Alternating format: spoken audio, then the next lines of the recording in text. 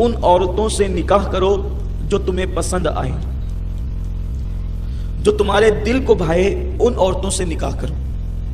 یہ بہت خاص چیز ہے۔ ہر انسان یہ چاہتا ہے کہ میرے دل کو بھائے وہی میری شریک حیات ہو، اور ہر عورت کی بھی تمنا یہ ہوتی ہے کہ جو میرے دل کو بھائے وہی میری زندگی کا ساتھی ہو۔ لیکن قرآن نے تو اتنا کہا کہ جو تمہیں پسند آئے، جو تمہارے دل کو بھائے، تم ان سے نکاح کرو۔ لیکن اب ہم نے اپنی پسند اتنی اونچی کر لی ہے کہ پہلی بات تو جلدی سے ہمیں کوئی بھاتا ہی نہیں ہے، اور اسی طرح کم و بیش یہی حال خواتین کا بھی ہے۔ اور ہماری پسند اب پختہ عقل والے انسان کی بجائے، ہوشیار اور عقل مند انسان کی بجائے، ہماری پسند اب بچوں جیسی ہو گئی ہے۔ جیسے ایک باپ یا ایک ماں اپنے بچے کو کسی دکان پر لے کر کے جائیں اور پوچھے کہ بیٹا تم کون سی چیز لوگے، تو جو چیز اس کو زیادہ چمکتی نظر آتی ہے وہ اس پہ انگلی رکھتا ہے، اور ابھی اس پہ انگلی رکھی تھی، پھر کوئی اور چیز چمکتی نظر آ گئی تو پھر اس پہ انگلی رکھ دیا، پھر اس کے بعد پھر اور کوئی چیز چمکتی نظر آ گئی اس پہ انگلی رکھ دیا۔ یعنی وہ کسی چیز پر کے معاملے میں نتیجے پر پہنچ ہی نہیں پا رہا ہے، اور وہ بچہ کبھی یہ کبھی یہ کبھی یہ کبھی یہ کر رہا ہے صرف اس چیز کی چمک کو دیکھ کر۔ لیکن وہ اس چیز کی چمک کو دیکھنے کے بعد اس نتیجے پر یا اس کی گہرائی میں وہ نہیں پہنچ پا رہا ہے۔ خواتین جو بچیاں ہیں، جو ابھی شادی شدہ نہیں ہے وہ بھی، اور جو نوجوان ابھی شادی شدہ نہیں ہے ان سے بھی میری گزارش ہے وہ میری بات بہت توجہ کے ساتھ سنیں۔ ایک مثال کے طور پر کوئی چیز لے لیں آپ، اگر وہ چمکدار ہے، اگر آپ اس کی گہرائی کے اندر نہیں جاتے ہیں تو آپ کو نہیں پتا کہ یہ چیز آپ چند دن تک استعمال بھی نہ کر پائیں گے کہ یہ ٹوٹ جائے گی، اس کو پانی لگے گا تو یہ خراب ہو جائے گی، اس کی چمک جو ہے وہ چند دنوں کے اندر اڑ جائے گی۔ میرے پیارے آقا صلی اللہ علیہ وسلم کے پیارے دیوانوں، یہ بچوں کی پسند ہوتی ہے کہ جو چمک کی بنیاد پر کسی چیز کا سلیکشن کرتے ہیں، لیکن جو بچے نہیں ہوتے بلکہ پختہ خیال لوگ ہوتے ہیں، دور اندیش لوگ ہوتے ہیں، جو اچھی طبیعت کے مالک لوگ ہوتے ہیں، جو اچھی فکر کے مالک لوگ ہوتے ہیں، جو تجربہ کار ہوتے ہیں، جو خام خیال نہیں ہوتے، ان کی طبیعت یہ ہوتی ہے کہ یہ چیز میرے کام کتنی آ سکتی ہے۔ وہ چیز کی چمک کو نہیں دیکھتے بلکہ وہ یہ دیکھتے ہیں کہ یہ چیز میرے کام کتنی آ سکتی ہے۔ مثال کے طور پہ اگر میں چپل خرید رہا ہوں تو وہ چپل کی چمک کو نہیں دیکھتے بلکہ چپل کے ٹکاؤ پن کو دیکھتے ہیں۔ اسی طرح اگر وہ کپڑا خریدتے ہیں تو کپڑے کی ٹکلی اور زرق برق کو نہیں دیکھتے بلکہ وہ کپڑے کے ٹکاؤ کو دیکھتے ہیں۔ اسی طریقے سے وہ کوئی بھی چیز خریدتے ہیں تو وہ جو ہے وہ اس کی مضبوطی کو دیکھتے ہیں، اس کے ٹکاؤ پن کو دیکھتے ہیں۔ لیکن آج کل کے چھوکرے اور چھوکریاں جو ہے وہ تو چیزیں بھی خریدتی ہیں تو چمک دمک کی بنیاد پر، اور انتخاب بھی زندگی کے ساتھی کا کرتے ہیں تو چمک دمک اور رہن سہن کی بنیاد پر، اس لیے بیچارے چیزوں کے اندر بھی دھوکہ کھا جاتے ہیں اور زندگی کے ساتھی کے اندر بھی دھوکہ کھا جاتے ہیں۔ آپ دیکھیں جو ہمارے باپ دادا تھے، دادا دادیاں تھی، وہ لوگ کوئی چیز خرید کے لاتے تھے تو بہت دن تک اس کو استعمال کر سکتے تھے، یہ ان کی پختہ خیالی کی دلیل تھی۔ آپ لوگ کہتے ہیں نا اولڈ از گولڈ، پرانی چیز بہتر ہوتی ہے، تو اسی طرح وہ پرانے لوگوں کے تجربات ہوتے تھے اور اس تجربات کی بنیاد پر وہ چیزوں کو دیر تک اور دور تک استعمال کرتے تھے۔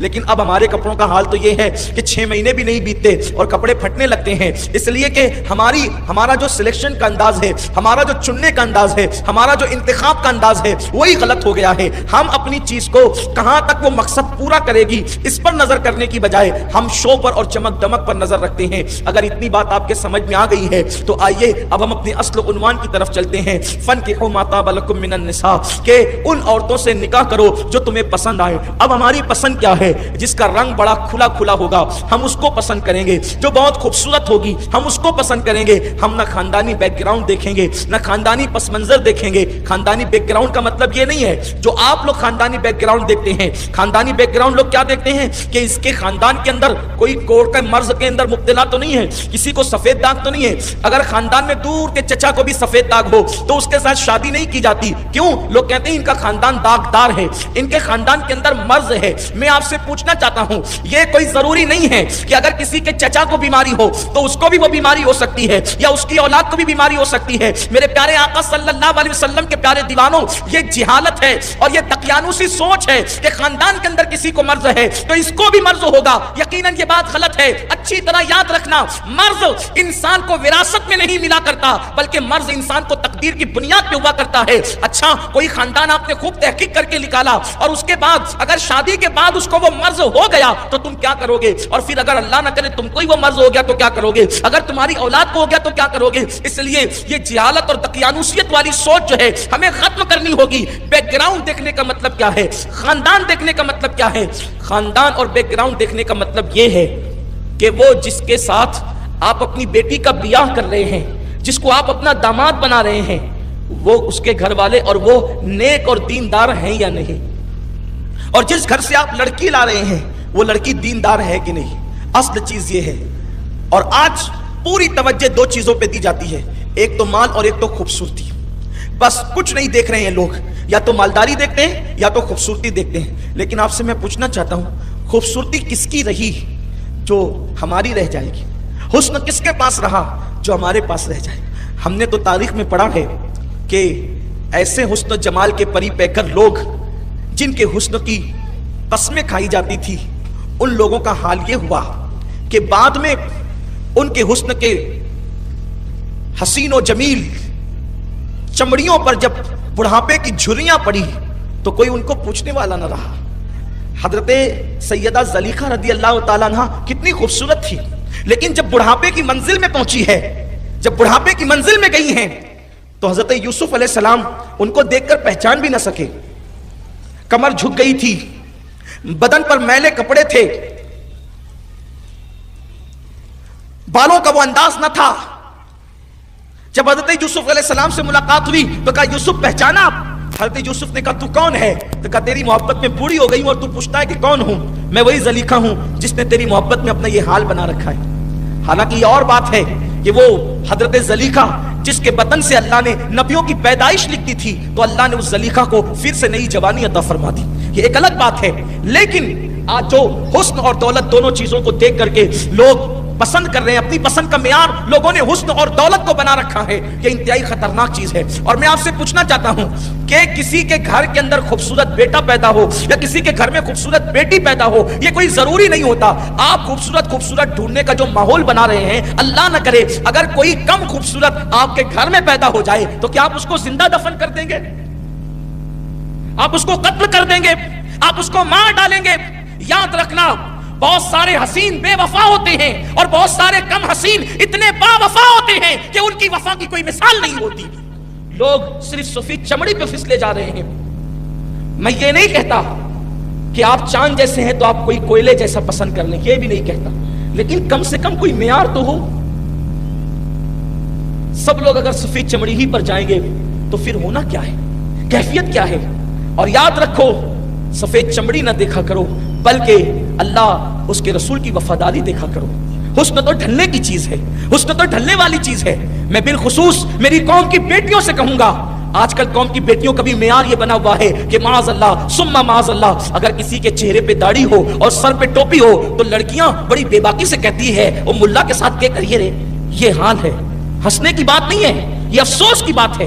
یہ ہنسنے کی بات نہیں، بہت افسوس کی بات ہے کہ لڑکیاں داڑھی کا مذاق اڑائے، لڑکیاں ٹوپی کا مذاق اڑائے. میرے پیارے آقا صلی اللہ علیہ وسلم کے پیارے دیوانوں، میں تو آپ کے سامنے کچھ اور عنوان پہ گفتگو کرنا چاہتا ہوں، لیکن اب بھی میں نے یہ جو جملہ کہا کہ لوگوں داڑھی اور ٹوپی کا مذاق مت اڑاؤ، اور میری قوم کی بیٹیوں جو ہے وہ تم اسمارٹ کے نام پر آوارہ گردی کرنے والا تلاش مت کرو، حضور کے ساتھ بے وفائی کرنے والا تلاش مت کرو. ایسے میں مجھے ایک حدیث پاک یاد آ رہی ہے، جس حدیث پاک سے مجھے بے پناہ محبت ہے، وہ پیاری پیاری حدیث مجھے یاد آ رہی ہے. جب میں اس حدیث کو پڑھتا ہوں کتابوں کے اندر تو عجیب سی کیفیت ہو جاتی ہے. اللہ اکبر. میرے آقا صلی اللہ علیہ وسلم کے دیوانوں اچھی طرح یاد رکھنا، کبھی کبھی کم خوبصورت لوگ اس منزل پر پہنچتے ہیں اور اس منزل پر پہنچاتے ہیں جہاں خوبصورت لوگوں کی رسائی نہیں ہوتی. اور یاد رکھنا سفید چمڑی کو خوبصورتی کہنا یہ تو میرے بس کے باہر ہے. میں سفید چمڑی کو خوبصورتی مانتا ہی نہیں ہوں، صرف سفید چمڑی کو خوبصورتی نہیں مانتا، کیونکہ ابو لہب کی چمڑی بڑی سفید تھی، لیکن اللہ اکبر اس کے بارے میں تبت یدا کہا گیا. لیکن بلال کی چمڑی سفید نہ تھی، لیکن جنت کی حوریں حضرت بلال کو جھانک جھانک کر دیکھتی تھی. بلال با وفا کا تذکرہ آتا ہے تو ایمان مچلنے لگتا ہے، دل کی کیفیت تازہ ہو جاتی ہے، دل کو نئی زندگی مل جاتی ہے، دل کو جلا مل جاتی ہے. تو یاد رکھنا میرے آقا صلی اللہ علیہ وسلم کے دیوانوں، اور یوں بھی میں اپنے نوجوانوں سے کہنا چاہتا ہوں، اتنے سارے آپ کی ریکوائرمنٹ ہوتی ہے، یہ بھی چاہیے، یہ بھی چاہیے، یہ بھی چاہیے، یہ بھی چاہیے، یہ بھی چاہیے. یار ہر انسان کے اندر ہر خوبی تو جمع نہیں ہو سکتی، ہر خوبی کا مرقع نہیں ہو سکتا انسان. آپ کو اپنے کچھ نہ کچھ مطالبات کے ساتھ کمپرمائز کرنا پڑے گا. تو آپ ہر مطالبے کے ساتھ کمپرمائز کر لو, لیکن دینداری کے معاملے میں کمپرمائز مت کرنا. دینداری دیکھو, یہ سوچ کر کہ اگر میں نے کسی کم خوبصورت لڑکی کو زندگی کا ساتھی بنا لیا تو انشاءاللہ اگر وہ دیندار رہے گی تو میرے بچے بھی دیندار رہیں گے. ایک بات. دوسری بات یہ ہے کہ اب تو غریبوں کی بیٹیوں کا اٹھنا بڑا مشکل سا ہوتا جا رہا ہے. کیوں؟ اس لیے کہ ہر شخص چاہتا ہے کہ جہاں سے لڑکی لائے یا جہاں لڑکی دیں وہ مالدار ہونا چاہیے. چاہے سٹے سے مالدار ہو, چاہے مٹکے کے کاروبار سے مالدار ہو, چاہے شراب کے کاروبار سے مالدار ہو, چاہے رشوتیں کھا کے مالدار ہو, چاہے لوگوں کا ہڑپ کر کے ڈبا کے, مالدار ہونا چاہیے. بس کیسے بھی آئے مالدار ہونا چاہیے. چاہے بیٹی جہنم میں چلی جائے مالدار ہونا چاہیے. وہ جو روایت مجھے یاد آتی ہے, میں اپنی قوم کی بیٹیوں کو پیغام دینے کے لیے اور آپ کے لیے بھی عرض کرتا ہوں. میرے آقا صلی اللہ علیہ وآلہ وسلم کے ایک صحابی ہیں, بہت عظیم صحابی, جن کا نام سعد ہے, اور حضرت سعد کی چمڑی اتنے پکے کلر والی ہے کہ حضرت سعد کے رنگ کو پکا دیکھ کر لوگوں نے اسود کہنا شروع کیا ہے. خواتین کی توجہ ہے, اس لیے کہ عام طور پہ لڑکیاں اور لڑکے ڈھونڈنے کا سارا معاملہ عورتوں کے ہاتھ میں ہوتا ہے, اور اب تو ڈھونڈنے کے معاملات بالکل سیریل کے طرز پر ہو رہے ہیں. جیسے سیریل میں لڑکی ڈھونڈی جاتی ہے, لڑکے ڈھونڈے جاتے ہیں, اب عورتیں سیریل دیکھ دیکھ کر کے ایسے ہی. اور کچھ عورتوں کو تو میں نے یہ کہتے ہوئے سنا ہے کہ سید صاحب یہ پاکستانی سیریل کے اندر بہت نصیحت ملتی ہے ہمیں, تو ہمیں اس کو دیکھنا جائز ہے کہ نہیں جائز ہے. میں نے کہا انڈیا کا سیریل ہو یا پاکستان کا ہو, کوئی مولانا نہیں بناتا اس کو, یہ ظالم لیڈر لوگ بناتے اور بنواتے ہیں, اور اس کے اندر دین کا مذاق ہی اڑایا جاتا ہے. ارے سیریل کی اداکارہ اتنی ہی شریف ہوتی جو آپ کو نصیحت کرنے آ رہی ہے, تو وہ بے پردہ چاہے وہ اسکرین پر آتی کیوں؟ کسی شریف عورت کو آپ نے محلے میں نکلتے نہیں دیکھا ہوگا, اسکرین پر کوئی شریف عورت کیسے آ سکتی ہے؟ شریف عورتیں اسکرین پر کیسے آ سکتی ہیں؟ اللہ اکبر. اور پھر صرف اسکرین پر نہیں آنا, بلکہ اسکرین پر آ کر لڑکوں سے ہاتھ ملانا, ان کے ساتھ ناجائز تعلقات قائم کرنا, پھر ان کے ساتھ گلے ملنا, اور خدا جانے کیا کیا کرنا. بولو کیا یہ شرافت ہے؟ میں قوم کی بیٹیوں کو یہ پیغام دینا چاہتا ہوں, سیریل ہندوستان کا ہو یا پاکستان کا ہو, ہم اس کو دیکھنے کی اجازت نہیں دیتے, اس لیے کہ سیریل دیکھ کر زندگی وہ گزارے جس کے پاس مصطفیٰ جان رحمت کی زندگی اور تعلیمات موجود نہ ہو. ہمارے نبی نے ہمیں بے سہارا اور یتیم نہیں کیا ہے, حضور نے ہمیں بیت الخلا میں جانے سے لے کر بستر پہ جانے تک کا پورا قانون عطا فرما دیا ہے. کوئی سیریل والا ہمیں کیا سکھا سکتا ہے؟ ہمارے نبی نے ہمیں سب سکھایا. حضور نے تو ہمیں یہ بھی سکھا دیا ہے کہ اگر کھانے کے بعد تمہارے دانتوں میں گوشت پھنس جائے تو خلال کیسے کرنا چاہیے, میرے نبی نے یہ تک سکھا دیا. ہے کوئی اتنی باریکی سکھانے والا؟ حضور فرماتے لوگ خلال لے کر کے منہ کھول کر کے ایسی شروع پڑ جاتے ہیں, لیکن اللہ کے حبیب صلی اللہ علیہ وسلم نے یہ سنت بتائی, اگر تمہارے پاس کوئی بیٹھا ہو اور تمہیں خلال کرنے کی حاجت ہو تو تم اپنا ہاتھ اپنے منہ پہ رکھو اور اس کے بعد خلال کرو, تاکہ تمہارے اس عمل سے کسی کو گھن نہ آئے. حضور علیہ السلام نے تو کھجور کھانے کا طریقہ تک بتا دیا ہے کہ جب تم کھجور کھاؤ تو منہ کی گٹلیاں نکال کر برتن میں مت رکھو بلکہ باہر رکھو, اور پہلے تو کھجور ایسے کھاؤ کہ منہ سے گٹلی نکالنے کی ضرورت ہی پیش نہ آئے. جب تم کھجور کھاؤ تو پہلے کھجور کو کھول لو, اس کی گٹلی نکال لو, گٹلی نکال کے باہر کر دو, اور پھر کھجور کو منہ میں ڈالو. جس نبی نے کھجور کھانے کا طریقہ تک بتا دیا, جس نبی نے خلال کرنے کا طریقہ تک بتا دیا, حد تو یہ ہے بیت الخلا میں جا کر کے کس طرح بیٹھنا چاہیے, کس پیر پہ زیادہ زور دینا چاہیے, میرے نبی نے یہ تک بتا دیا. حضور فرماتے ہیں جب تم بیت الخلا میں بیٹھو تو الٹے پیر پہ زور دے کر اپنا وزن ڈال کر کے بیٹھا کرو, اس سے تمہیں اجابت کے اندر آسانی ہوگی. بتائیے ہے کسی کی تعلیمات یہ؟ پھر ہم کیوں سیریل کے محتاج ہیں, ہم کیوں فلموں کے محتاج ہیں؟ واللہ کبھی ہم محتاج نہیں ہو سکتے.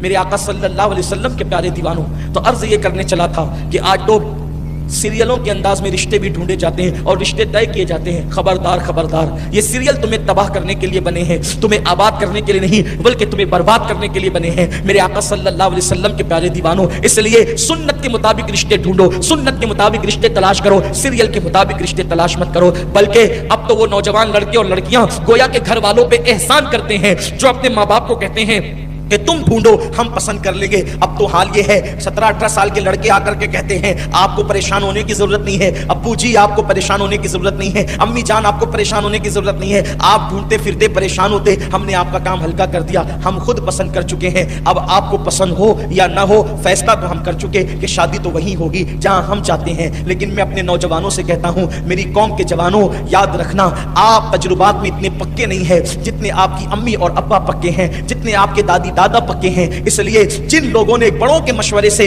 अपनी जिंदगी का साथी ढूंढा वो हमेशा खुश रहते हैं, और जिन लोगों ने अपनी मर्जी के मुताबिक साथी ढूंढा वो हमेशा परेशान रहते हैं। आपको ये बातें मैं बार बार इसलिए सुनाता हूं और आपको बार बार इसलिए समझाता हूं कि प्रोग्राम कराने वाले बड़े बूढ़े मुझसे कहते हैं, आप कहेंगे तो ये मान जाएंगे, और खुद लोग मेरे पास भी आकर के कहते हैं। अभी शायद कल ही की या परसों की बात है कि एक सफर में मैं हाफिज साहब के साथ था, एक साहब का तस्करा निकला कि बीवी बहुत परेशान कर रही है, बहुत सता रही है, ऐसी कि यहां से ले जाती है उधर, उधर से ले जाती है इधर। मैंने कहा कि आखिर टेंशन क्या है? तो हाफिज साहब ने कहा, हज़रत असल में पसंद की शादी हुई तो पहले से सर पे चढ़ा के रखा, शादी से पहले सर पे चढ़ा के रखा, तब शादी के बाद वो सर से उतरने वाली कैसी है? कैफियत ये है। तो याद रखना, ये हंसने की बात नहीं है, ये तल्ख तजर्बात है लोगों के। खुद तजुर्बा करने की बजाय लोगों के तजुर्बे से फायदा उठाओ। अगर तुमने लोगों के तजुर्बे से अपने आप को आगाह नहीं किया तो तुम लोगों से अगर इबरत हासिल नहीं करते तो तुम लोगों के लिए इबरत बन जाओगे। तो याद रखना, ये पसंद की शादियां ऐसी तबाही की मचाई हुई है। जब बात क्या होती है, उसको बहलाने फुसलाने के लिए खूब लल्लू पप्पू करते हैं, ऐसा जी वैसा जी, ये जी वो जी, आपके लिए ऐसा वैसा,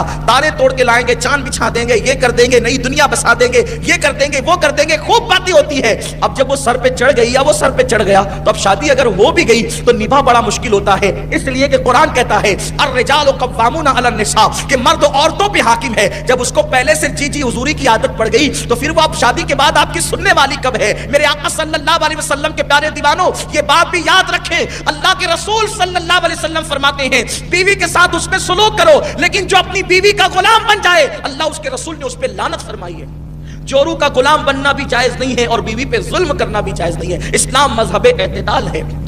तो ढूंढने में जो आपकी चॉइस है उसमें आप थोड़ा सा नीचे आए, जमीनी हकायक की तरफ आए, अपनी जिंदगी की तरफ आए।